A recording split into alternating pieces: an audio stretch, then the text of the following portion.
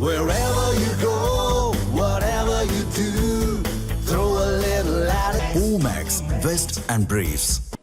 First of all, it is absolute pleasure and an honor to not only be sharing the dais with such luminaries, but to be sharing the entire auditorium with such luminaries. So thank you so much. Thank you. And I must begin by thanking the organizers, NDNP, Saiji, and of course Padmanji. Thank you so much for translating it. Krishnanji, Professor Srinivasan, and of course publisher Praveen and Balaji. It is not just, as I said, a pleasure, it is also an honor to be here. And when Sai introduced and said we were thinking of what next project should NDNP have, and we said we already have a 100-page atom bomb that Ranganathanji wrote. I was thankful she didn't say 100-page hydrogen bomb because somebody else is exploding hydrogen bombs, as you know, Rahul Gandhi. So as to what the intensity of the explosion is, we can all see. But I'm most thankful about the journey that this book has taken. And it's not just with pleasure that I say this. I say this with, I have to admit, a bit of, how can I say it? You know, if one is happy at being astonished, that is the expression that I have. Because I'll tell you what has happened. As Praveenji said, now I think upwards of 120,000 copies of Hindus in Hindu Rashtras have been sold. But it's not just the number of copies, including the various translations that have been sold. It is also the fact that how I wrote it and why I wrote it. I wrote it because I wanted to open the eyes of the people who hate Hindus and Hinduism.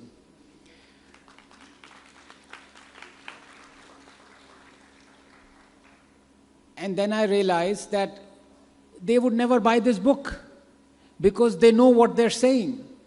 They are saying it with an agenda. They have a propaganda and they want to spread that propaganda against Hinduism and against Hindus. So it would be, as they say, preaching to the Pope. Because of course they know the truth and yet they lie. So my intended audience was wrong.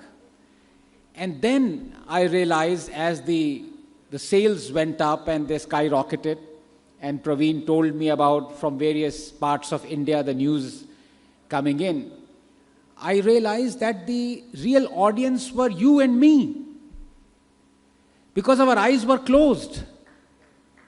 And you identified with this book because even I didn't know half of the things that I wrote in there couple of years previous to when I wrote it.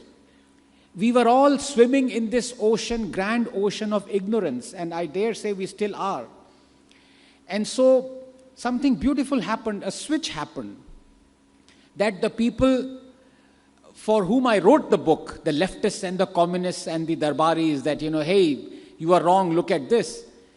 They didn't buy this book. They've never reviewed this book. But the book has sold upwards of 120,000 copies, and incidentally, all the royalties that I get from the book, as I had said, they go to Hindu causes. And till now, 13.5 lakh rupees have been given to Hindu causes. And the beauty of Hindus and Hindu organization is that a third of those, when once accidentally I publicized that this bunch of quanta of royalty goes to that organization, they asked me to remove their name. They say we work in the background. We don't want, so a third of those do not want them to be named publicly. So I am eternally grateful to this civilization to have given us this amazing philosophy called Hinduism that still prospers and will prosper, irrespective of everyone who tries to eradicate Sanatana Dharma. this is the land, in fact, where the person who promised to eradicate Sanatan Dharma, one of the most ardent followers of Sanatan Dharma is his own mother. So that itself tells you that Sanatana Dharma can never be eradicated. Incidentally, I'm also very thankful that I know this is the land where, I might say things that may land me in trouble, so I'm very happy to see a lot of lawyers in the audience. And I hope they would represent me pro bono in case such a thing happens. But I'm also very thankful to Professor Srinivasan when he said, rightly so, that the BJP and the right-wing ecosystem not only can take criticism, it loves criticism. Thank you. That's very important. That is something which the communists and the Congressies, they hate. We know that. Starting from our first dictator, Jawaharlal Nehru. But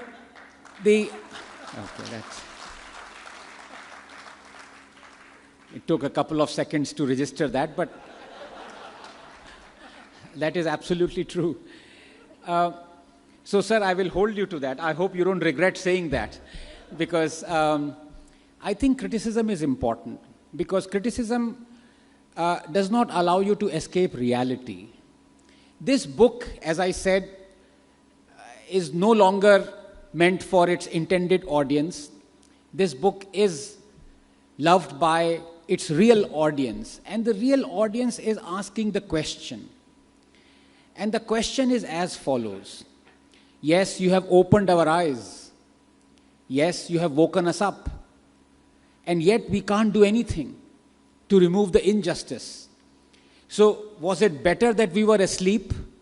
Was it better that we were wallowing in ignorance than for you to come along and shake us up and wake us up and then say, well, you can't do anything? That is the choice that we are confronting right now as a society and as a country. The Hindu candle is burning at both ends, and the wax is melting. And at one end is appeasement, and at the other end is discrimination. And if it was just one end, it would have slowed the burning of the candle, the melting of the wax. But right now, it's not just that it is at both ends, it is being speeded up at both ends. I will come to the discrimination that the book talks about. But before that, I want to talk about the first end from where the Hindu candle is burning, which is appeasement. Now, Hindus as a society have become so used to minority appeasement that we don't really mind it.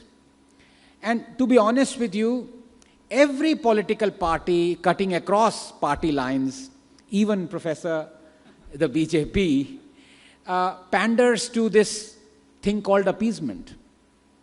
And Hindus didn't mind it because, yes, it does affect you. You feel a bit bad that why is just one particular community being appeased. But people realize this is the cycle of elections and this is what politicians do. And if a little bit of money preferentially or subsidies are going to one segment of the society, it's all right. But what the society didn't realize, that appeasement is like cancer. And when it spreads through various stages. And each progressive stage gets murkier and darker and more dangerous. So while the first stage of appeasement was fine, it was welfare, and people didn't really mind it, that preferentially there was welfare that was going towards the minorities. It very quickly went to the next stage, the stage 2, which was wokefare. And now it is at stage 3, which is warfare. And that is when the Hindu candle is burning, and the speed at which it is burning is alarming. Now, I don't need to talk about the welfarism that happened through the face of appeasement. We all know that. You know the preferential, in fact, a sitting prime minister even said that Muslims have the first claim or first right to resources. It was almost enshrined if not in our constitution, then in the manner of thinking, the way the government thought. I don't need to talk about the various preferential schemes. You had the Hajj subsidies, you had the monthly salaries to imams and priests, you had the interest-free loans on Waqf land, you had so many other things, iftar parties, that the state was giving money preferentially in the name of appeasement. Free pilgrimages. Incidentally, BJP also promised free pilgrimage in Nagaland recently. To anyone who voted for them, they said, we will send you free of cost to Jerusalem. They didn't even know where Jerusalem is. They said, Ayodhya bheja nahi hai, first you're sending us to Jerusalem. Every political party does it, and to the extent we've become used to it, because it doesn't really hurt us emotionally, psychologically, and physically. What started hurting us is the woke fare. Because encouraged by welfare, the next stage came, where the government and the powers that be said, we are no longer satisfied with giving welfare. Let us start hurting the Hindu psyche as well. And that is where, through cinema, through art, through culture, through school textbooks, through naming of the roads, through naming of the cities, we started to eulogize the villains as heroes and made our heroes as villains. That is what is woke fare. And that became damaging to the Hindu psyche to such an extent that the Hindu started self-loathing. The Hindu started on a process of self-deprecation, on criticizing its own civilization, his own upbringing. He started rationalizing the fact that a barbarian who murdered 4.6 million Hindus, who decapitated our gurus, we had roads named after him, Aurangzeb. We had cities named after him. The Hindu rationalized that the greatest university in the world, Nalanda, that was burnt by an invader Khilji, Bakhtiyar, and the library that was full of 9 million books took 6 months to burn down. It's almost as if a civilization was burned down. And we were okay with the fact, we are still okay with the fact, that the nearest railway station to Nalanda is named after that barbarian who burned Nalanda, Bakhtiyarpur. That is the psychological damage. Of course, it started much before Jawaharlal Nehru, when we became independent, when at the consecration of Somnath, Nehru almost forbade the president to go and visit Somnath and its consecration, saying, I fear Hindu revivalism. As if a Hindu realizing what true Hinduism is would be something that would be fearful for the country. And it started much before that, when you had Mohandas Karamchand Gandhi and all the, starting from the Mopla thing, Khilafat movement. I did not go into that, all those things. But the fact is that it continued. It continued beyond Jawaharlal Nehru. It continued beyond Indira Gandhi. It continued beyond Congress. It is continuing. And that is why admiration can turn into anger. When the eyes are open and you realize the grave mistakes that were done by Nehru, Gandhi, Indira, Rajiv, and appeasement and pandering, why are those mistakes still continuing? And a very pertinent example, and Professor was very right in mentioning Vande Mataram. We celebrated just yesterday, day before yesterday, the 150th anniversary of that song. And Prime Minister Modi very rightly talked about the awful fact that Jawaharlal Nehru, on Jinnah's demand, curtailed the two most immortal paragraphs of Vande Mataram, so that it doesn't offend the Muslims and Jinnah. What is Vande Mataram? Without realizing that it's no ordinary song. It defines who we are as a people, as a country.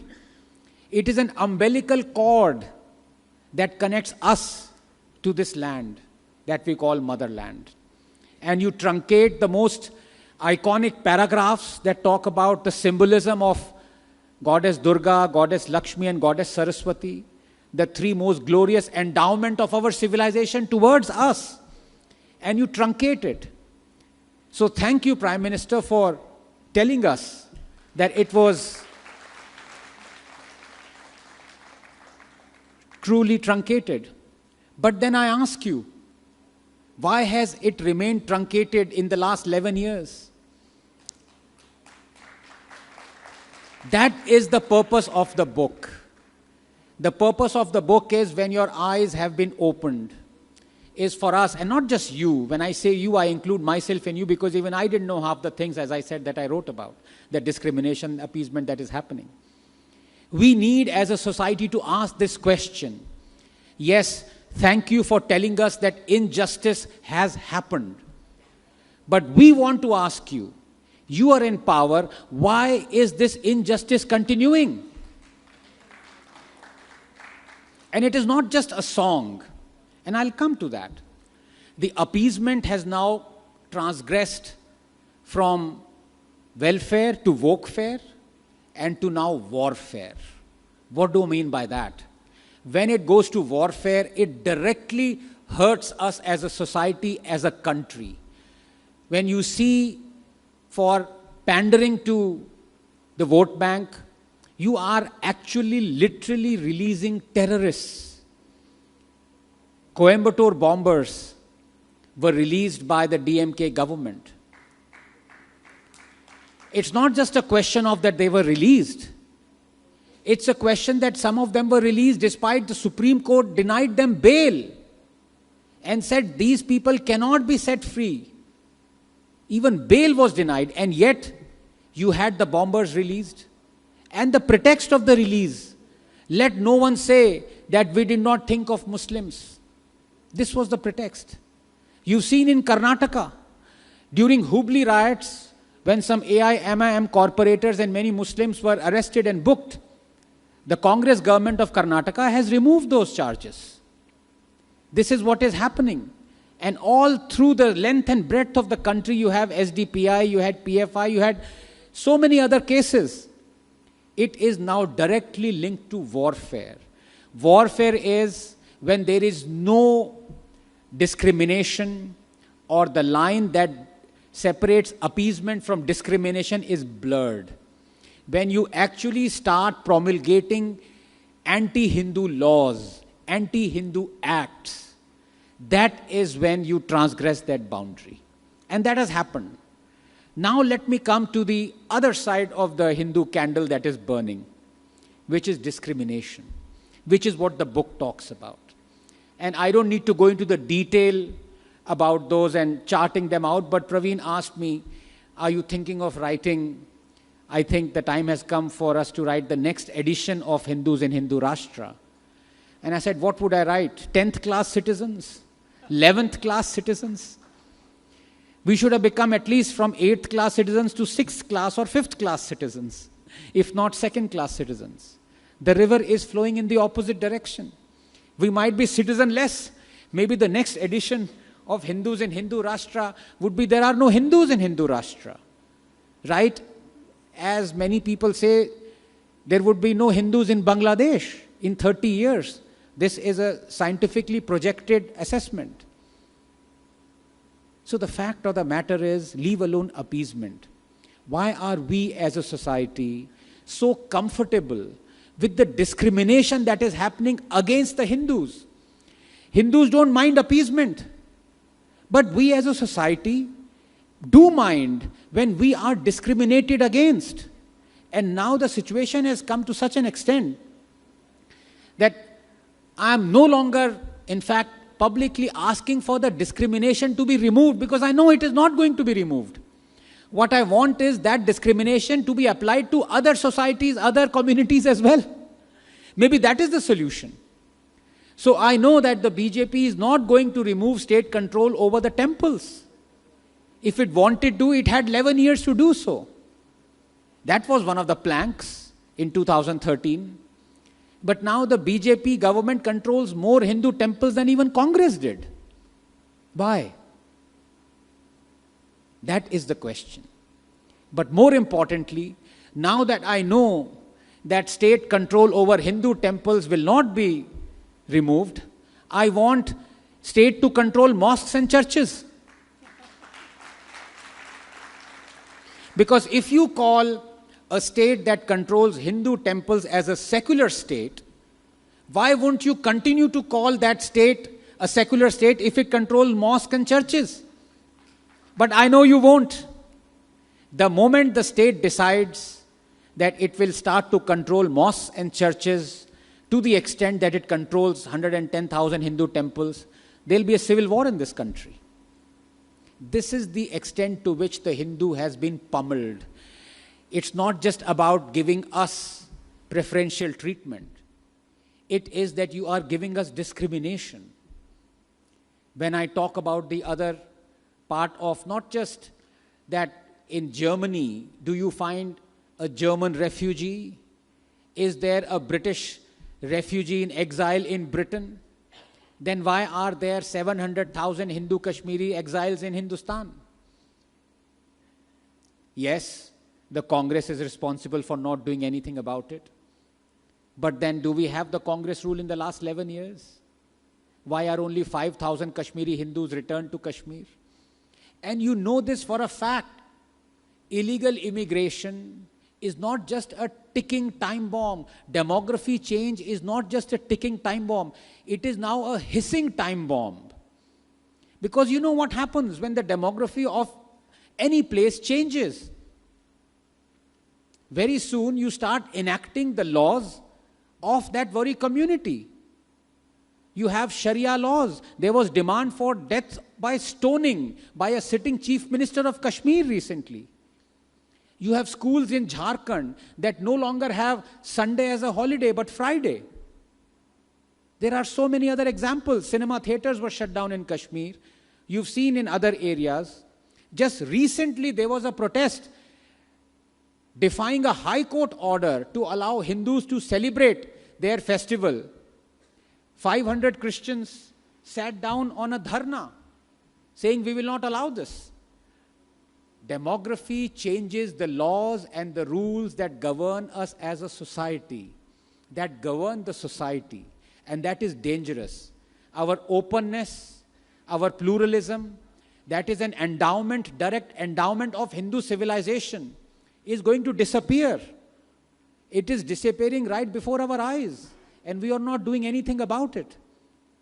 Let me tell you a very disturbing example. And the disturbing example is in April of 2025, there were large-scale demonstrations in Coimbatore in protest against the Waqf Act amendment. You might have seen streets were blocked. And very recently, a whole village was claimed by Waqf to be on Waqf land. That village included 1500-year-old Hindu temple. So somebody is claiming that a 1500-year-old Hindu temple is on Islamic land when Islam is only 1300 years old. How is that possible? In fact, I hope this is not on Waqf land, sir. We might be standing on Waqf. Jokingly, once I told Navika, this studio might be on Waqf land. It turned out to be on Waqf land. 71% of Delhi is on Waqf land. Now, I don't mind people claiming anything. The Waqf board can claim the moon. And then we can have a Chandrayaan Mission 4 to actually deliver them that. I don't mind it. You have a property dispute. Somebody claims something. Somebody denies that claim. What is the natural progression? You go to the court. This happens the world over. That is how property disputes are settled. But not in this case. You have made an act that constitutionally mandates a tribunal to be set up, an executive and a legislature to aid that tribunal for you to adjudicate as to whose primary claim it is. You've made a parallel government of executive, legislature and judiciary to decide on Waqf land. And in the last 10 years, 20 lakh acres has been claimed by Waqf. We are just sitting ducks. And I'm no longer asking for the Waqf Act to be abrogated because I know no government has the guts to do it. Even the BJP government does not have the guts to realize the discrimination. It brought in an amendment. Yes, good perfect is the enemy of the good. So amendment is better than having the original Waqf Act. But even in the amended Waqf Act, there are dozens of draconian clauses that are blatantly discriminatory. For example, the clause where it says the state governments have to pay the Waqf board the cost for assessing a land. This violates constitutional articles and principles of a so-called secular state. We are paying tens of thousands of crores for someone to determine that a 1500-year-old temple lies on 1300-year-old Islamic land. This is what it has come to. But now, I'm not asking for the Waqf Act to be abrogated, because I know it would never be. I'm asking, at least, if you can't remove the discrimination against Hindus, then apply the same discrimination to Muslims as well. Have a Sanatan Act. And through that Sanatan Act, where each and every clause would be the same as the Waqf Act, any Hindu can claim any land to be Sanatan land.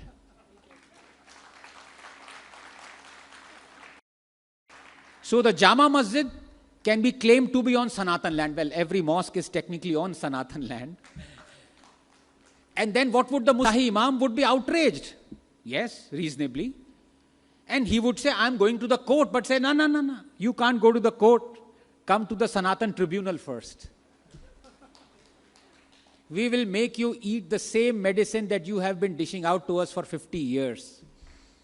Within 24 hours, the same Shah Imam would say, let us abrogate the Waqf Act. This is what it has come to. I don't need to go into the judgments that are blatantly anti-Hindu, where not once but twice the Supreme Court denied reopening of the cases of atrocities and criminalities against the Kashmiri Hindus that faced a genocide, reasoning that too much time had elapsed, so we cannot reopen those cases. And 6 months after they said this judgment, the Supreme Court ordered an SIT to be set up to look at the cases of criminalities and atrocities against the Sikhs in 1984 genocide. That happened 6 years before the Kashmiri Hindu genocide. I know this happens. It's not a question of that the judiciary promulgates anti-Hindu things. We've seen what the Chief Justice, former Chief Justice, talked about. Go and talk to your Lord Vishnu if you want the head to be reinstated. You see these things. But the question is, this book is asking that yes, laws are anti-Hindus, communities are anti-Hindu, judiciary can be anti-Hindu, legislature can be anti-Hindu. But government that we put in power, are you anti-Hindu? If you're not, why aren't you raising the voice? Did the Prime Minister ever say or comment upon the fact, this blatantly anti-Hindu thing that the judiciary did? No, it was complete silence. That is what the quandary is.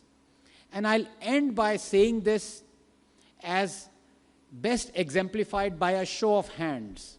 And I'll take to heart what my beloved professor said, that we are open to criticism. So I'm going to test him on that. You see, when the British were ruling us pre-1947, they made a lot of blatantly anti-Indian laws. So many of them. One of the most blatant anti-Indian laws was the act, or in fact the law that is called the Sedition Law, whereby you cannot even say anything against the British government or the government of the time. Then the British left.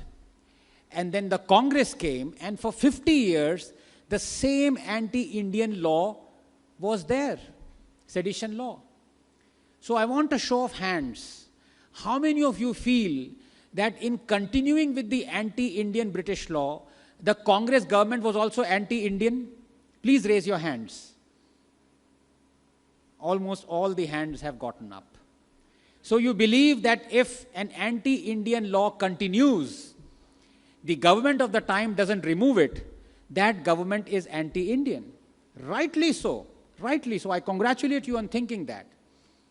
But now I ask you, the Congress, in its diabolical nature, promulgated a lot of anti-Hindu acts, taking over of the temples was one such act. You had the RTE in conjunction with the 93rd Amendment that puts the onus of giving 25% reservations to economically weaker section only on Hindu-run schools, forcing only thousands of Hindu-run schools to shut down and the Muslim and Christian-run schools to prosper, take in Hindu students. The Congress government brought in the Places of Worship Act, an evil act that disbars Hindus to even knocking at the doors of justice, demanding to reclaim their demolished temples. The Congress brought in the evil Waqf Act. The Congress brought in all these anti-Hindu acts. Now, what would you call a government that has not removed those anti-Hindu acts and those anti-Hindu acts are still continuing? A show of hands. Would that government that continues with those anti-Hindu acts would also be anti-Hindu? Right. I think that answers the question. Much more dangerous than those anti-Hindu acts is the fact that those acts are still continuing. And I hope with the Tamil translation and other translations and the book indeed, we reach a stage where, yes, our eyes are opened, but we start demanding or at least tugging the kurta sleeves of our politicians and asking that, yes, our eyes are opened, but why are we still powerless? Thank you so much.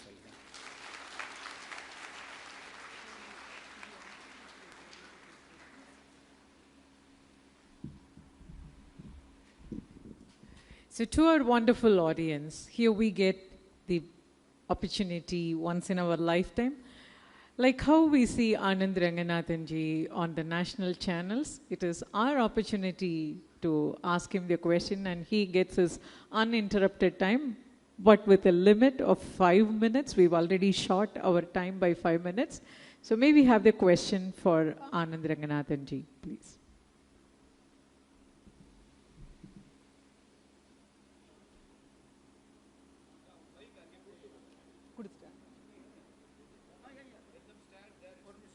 You please stand in your own place and ask the question. Mics are there. They will reach you. Good evening, sir.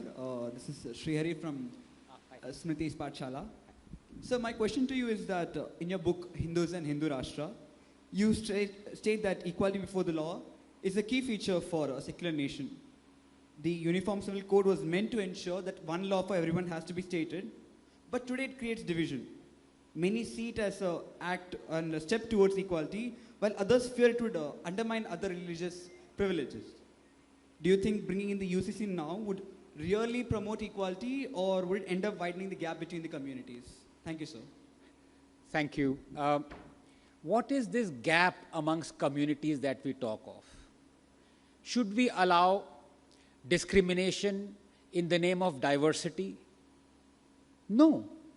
The Uniform Civil Code is the ask of not just today, it was the ask of our forefathers who drew up the Constituent Assembly debates from there, the Constitution itself. It is there in the Constitution as a directive principle. It should have been implemented on day one. Leave alone it's not been implemented now. But the fact of the matter is, why shouldn't a country have a Uniform Civil Code? It makes a mockery of justice. It is the most dividing thing in the world that when you have all humans being absolutely equal, and I speak as a scientist where not just humans, even chimpanzees, their genome is 99.4% identical to humans. I would call myself as a proud ape. And then in this day and age, we are having discrimination amongst human communities because we feel let them enjoy their customs and their practices. We should not trouble them. Whatever their customs and practices. If their customs and practices is to marry a 9-year-old, would you allow that? Would science allow that? If the custom is to marry 7 times, should our society allow it? At the altar of diversity, making peace, we are subjecting this country to pieces. But I'll tell you why even this government has blundered. Because this government has implemented UCC in Uttarakhand. UCC means, it's an acronym, Uniform Civil Code. By definition, it means a civil code that would be applied uniformly to everyone. But then why in that UCC in Uttarakhand, the scheduled tribes are exempt? And now the Muslims will use this as a defense. When the case goes or is heard in the Supreme Court, they will say, well, you can, in the name of UCC, implement it and yet exempt a community. Why shouldn't our community be exempted? So this is the fear of the state and the government, that they know what is the right thing to do. The right thing is to implement the UCC, but they don't have the guts to do it. Thank you.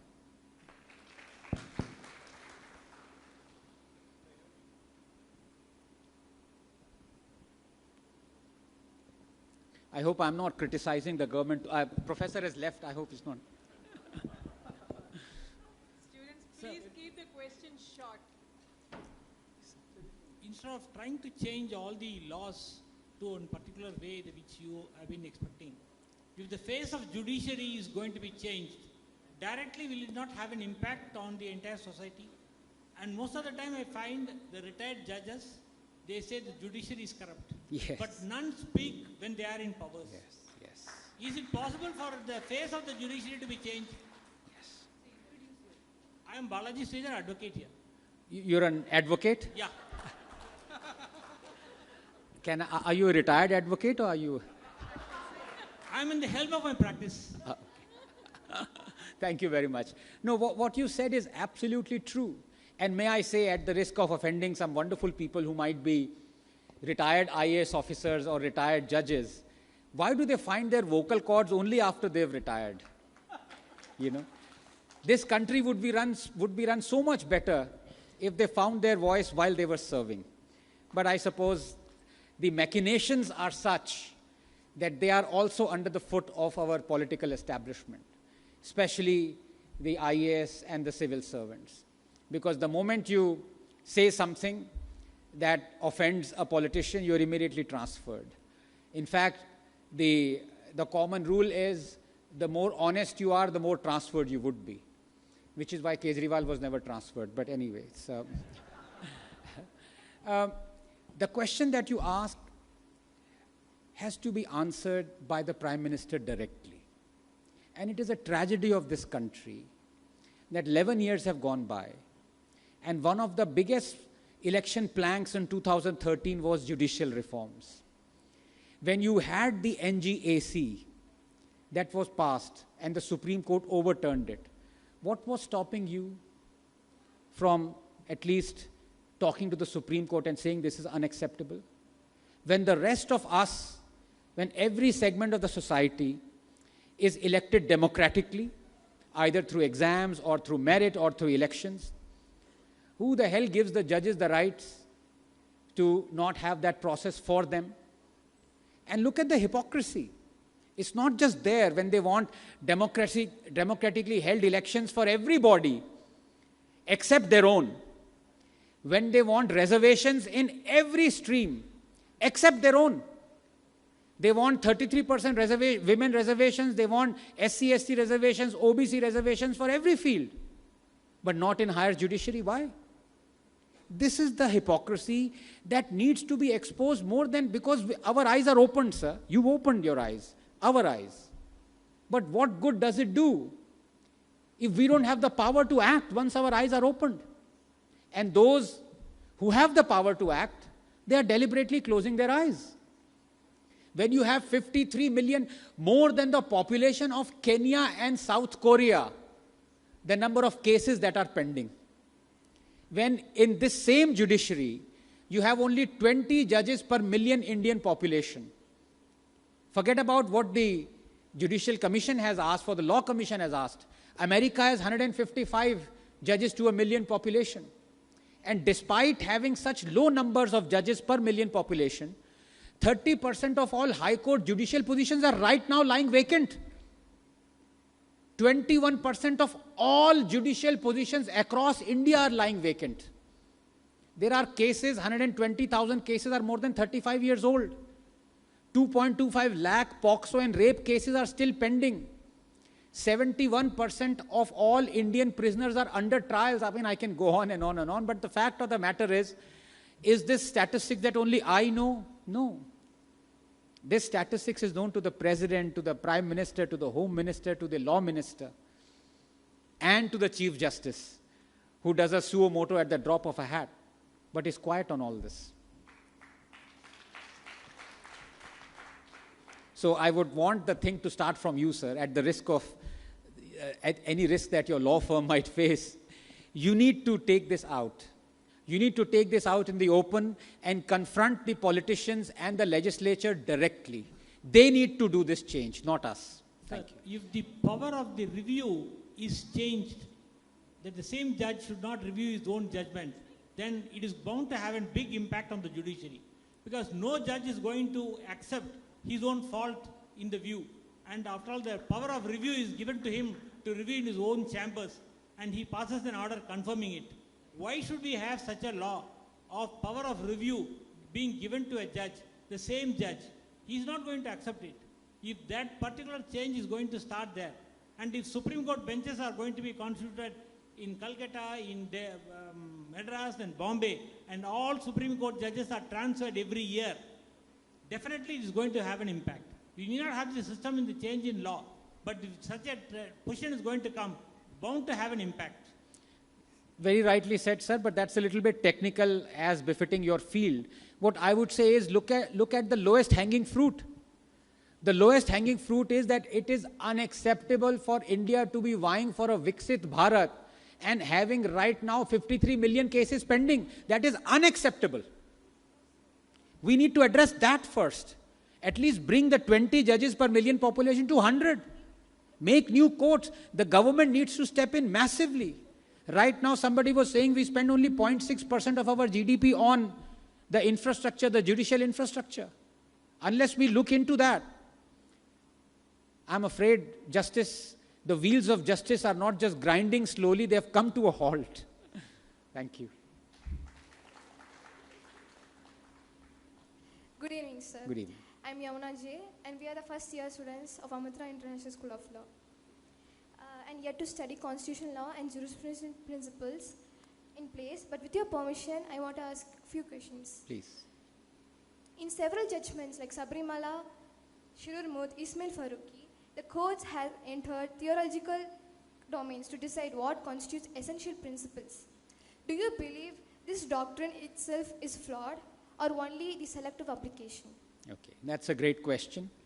And I speak as a layman. I'm not just a religious person or a lawyer, but whenever in quandary, I think the safest bet is to think of issues scientifically, not just with the scientific rationale, but to see whether there is some scientific rationale that has endowed us with this ability to think about this question. Let me give you two cases in point. The abortion limit. Now, that can be decided by society, but it should not be. When it comes to the health of a person, you have to look and go back to what the science tells you. And I'm proud that in our country, you have science dictating the abortion limit. It is 24 weeks now, or whatever. It may change from time to time. But at least you have scientific principles that are telling you that have taken into concern the health of a person, where the judgment affects that person. Again, another point is right now, in fact, this debate going on to lower the age of consent for sex from 18 to 16. And you have lawyers like Indira Jaising and others, they're not bringing any scientific rationale at all. Their rationale is that in a changed society, now the time at which children reach puberty has decreased. By that logic, if two children who have attained puberty at 9, should we accept them to have sex at 9? This is no argument. You have to go back to what the science tells you, mentally and physically, the well-being of a person, and then come to these decisions. Likewise, when you talk about anything that is interfering or infringing on the religious aspect of a society, you make a judgment of that. I would say, yes, you need to. Supposing there is intense cruelty that a religion says is the norm of the day, should we sit quiet? If tomorrow, and this is, for example, Sharia law, you can have decapitation of your limbs as punishment. Should we say that, look, this is prescribed in a religion and our law should have nothing to do with it? No, I think that's wrong. I think basic human rights, basic human biology, basic well-being, mental state, physical state, has to be dictated by scientific principles, and we need to move ahead. Now let me come to Sabrimala, and I think this is one of the, I would say, not just tragedies, perhaps a strong word, but the fact that we accepted it without even any discussion. You had the Shahabano judgment, right, which was an amazing judgment in not just that it advocated for a UCC to be implemented as soon as possible, but it gave the logical human rights back to the victim, Shahabano. And then you had the Congress, in pandering to appeasement, that the Muslims protested against it, it overturned the Supreme Court judgment. In Sabrimala, was it discrimination or was it perceived discrimination? You have many Ayappa temples where this law does not hold of restriction. This holds here because the deity is celibate and he wants only that prescribed window. And there are many temples where men are allowed entry, women are not. There are equally many temples where men are not allowed entry. So was this discrimination? When in a religion you have temples where women are not allowed and you also have temples where men are not allowed. This was not discrimination. And yet the Supreme Court adjudicated, and yet the pro-Hindu government, Hindutva government, did not overturn this judgment at all. But having said that, in the matters of where you say religion comes in, I am not an advocate for the law taking a back seat or judges taking a back seat, because there could be many draconian, barbarian laws that belong to a particular religion that must not be thrust upon the entire society. Thank you.